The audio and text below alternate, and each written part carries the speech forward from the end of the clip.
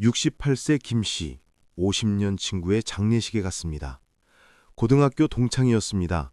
평생을 함께했습니다. 결혼식도 가고 회갑잔치도 하고 매달 한 번씩 만났습니다. 그런데 장례식장에 아무도 없었습니다. 조문객이 5명뿐이었습니다. 김씨와 동창 셋, 그리고 친척 1명.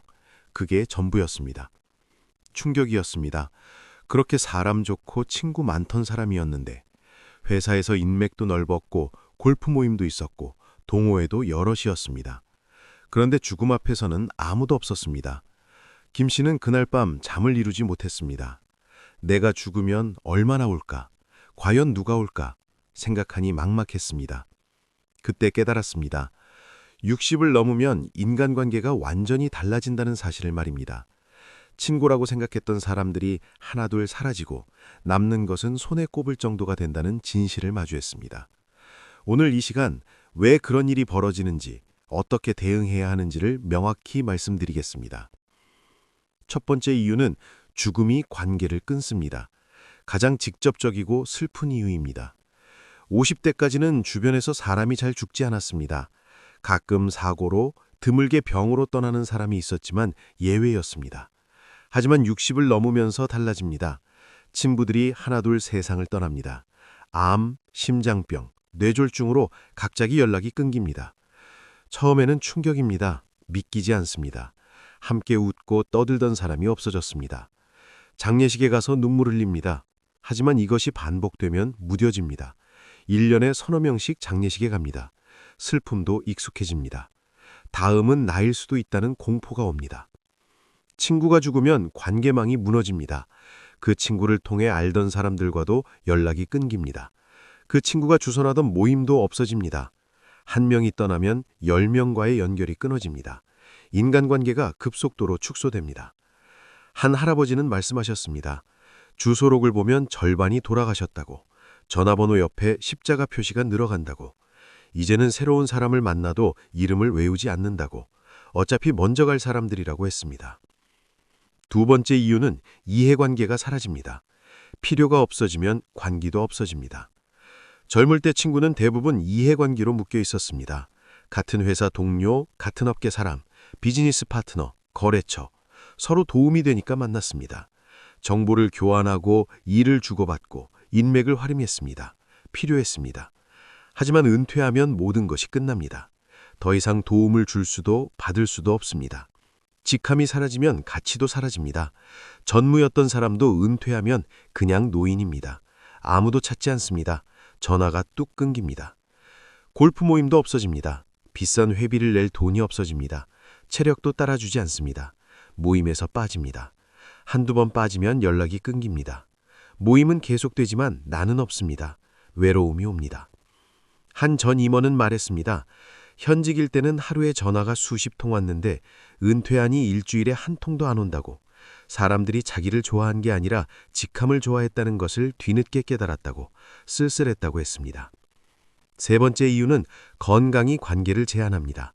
몸이 따라주지 않습니다. 젊을 때는 밤늦게까지 놀 수 있었습니다. 술도 마시고 노래방도 가고 2차, 3차까지 했습니다. 다음 날 출근해도 괜찮았습니다.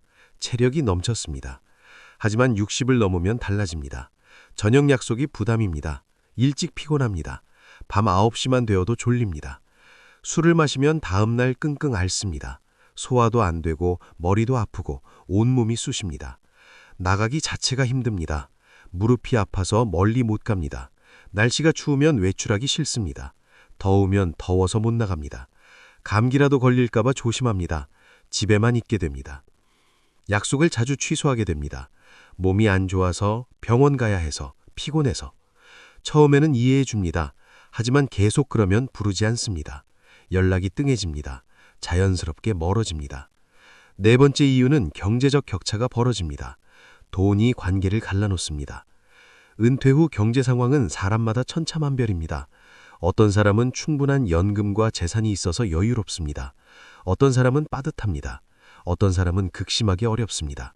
이 격차가 관계를 어렵게 만듭니다. 여유 있는 사람은 자주 만나고 싶어 합니다. 밥도 사고 여행도 가고 취미 생활도 같이 합니다. 하지만 어려운 사람은 부담입니다. 밥값이 아깝고 여행비가 없고 모임비가 부담됩니다. 참여하지 못합니다. 참여하지 못하면 소외됩니다. 모임에서 나온 이야기를 모릅니다. 공유하는 경험이 없습니다. 대화가 안 통합니다. 점점 멀어집니다. 경제적 이유로 친구를 잃습니다. 또한 돈을 빌려달라는 경우도 생깁니다. 어려운 친구가 손을 벌립니다. 한두 번은 도와줍니다. 하지만 갚지 않습니다. 또 빌려달라고 합니다. 관계가 틀어집니다. 피하게 됩니다. 친구가 부담이 됩니다. 다섯 번째 이유는 가치관과 관심사가 달라집니다. 대화가 안 통합니다. 젊을 때는 공통 관심사가 많았습니다. 일, 승진, 돈, 자녀 교육. 비슷한 고민을 했습니다. 이야기할 것이 많았습니다. 하지만 60을 넘으면 사람마다 달라집니다. 어떤 사람은 여전히 돈에 집착합니다. 재테크 이야기만 합니다. 어떤 사람은 건강에만 관심이 있습니다. 병원 이야기, 약 이야기만 합니다. 어떤 사람은 정치에 빠집니다. 정치 이야기만 하고 싸웁니다. 어떤 사람은 종교에 심취합니다. 이런 차이가 대화를 어렵게 만듭니다. 만나도 할 이야기가 없습니다. 각자 관심사만 늘어놓습니다. 듣는 사람은 지루합니다. 다음 만남을 기약하지 않습니다. 자연스럽게 연락이 뜸해집니다. 여섯 번째 이유는 자녀 중심으로 삶이 재편됩니다. 우선순위가 바뀝니다. 젊을 때는 친구가 중요했습니다. 주말에 친구를 만나고 여행도 같이 가고 시간을 많이 보냈습니다. 하지만 60을 넘으면 자녀와 손주가 최우선이 됩니다. 자녀가 필요로 하면 달려갑니다. 손주를 봐달라고 하면 갑니다. 친구와의 약속을 취소합니다. 가족이 더 중요하니까요.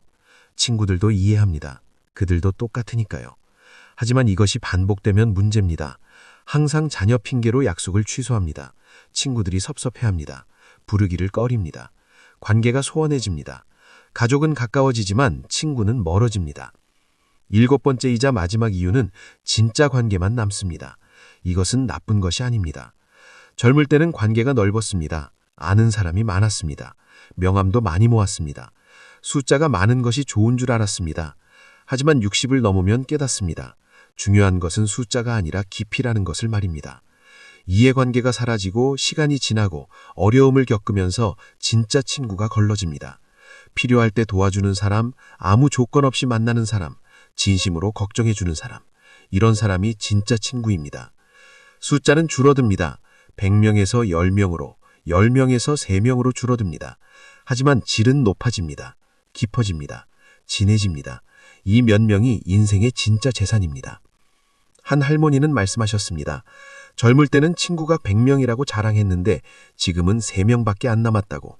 하지만 이 3명이 100명보다 소중하다고. 이들과 함께라면 외롭지 않다고 했습니다. 그렇다면 우리는 어떻게 해야 할까요? 첫째, 현실을 받아들이십시오. 관계가 줄어드는 것은 자연스러운 일입니다. 슬퍼하지 마십시오. 모든 사람이 겪는 일입니다. 숫자보다 질에 집중하십시오. 둘째, 남은 관계를 소중히 하십시오. 진짜 친구에게 연락하십시오. 자주 만나십시오. 사랑한다고 말하십시오. 감사하다고 표현하십시오. 이들이 인생의 마지막을 함께할 사람들입니다. 셋째, 새로운 관계를 만드십시오. 늦지 않았습니다. 취미활동이나 봉사활동, 종교활동을 통해 새로운 사람을 만나십시오. 나이가 비슷하고 관심사가 같은 사람들과 친구가 되십시오. 넷째, 가족을 소중히 하십시오. 결국 마지막까지 함께할 사람은 가족입니다. 배우자, 자녀, 손주들과 좋은 관계를 유지하십시오. 이들이 가장 큰 위안입니다. 60 이후의 인간관계는 젊을 때와 다릅니다. 하지만 틀린 것이 아닙니다. 다를 뿐입니다. 오히려 더 진실할 수 있습니다. 더 깊을 수 있습니다. 더 의미 있을 수 있습니다. 변화를 두려워하지 마십시오. 새로운 관계의 방식을 받아들이십시오. 오늘 이 이야기가 여러분의 관계를 돌아보는 계기가 되기를 바랍니다. 이 영상이 도움이 되셨다면 구독과 좋아요 부탁드립니다. 여러분 모두 따뜻한 관계 속에서 행복한 노후를 보내시기를 진심으로 기원합니다.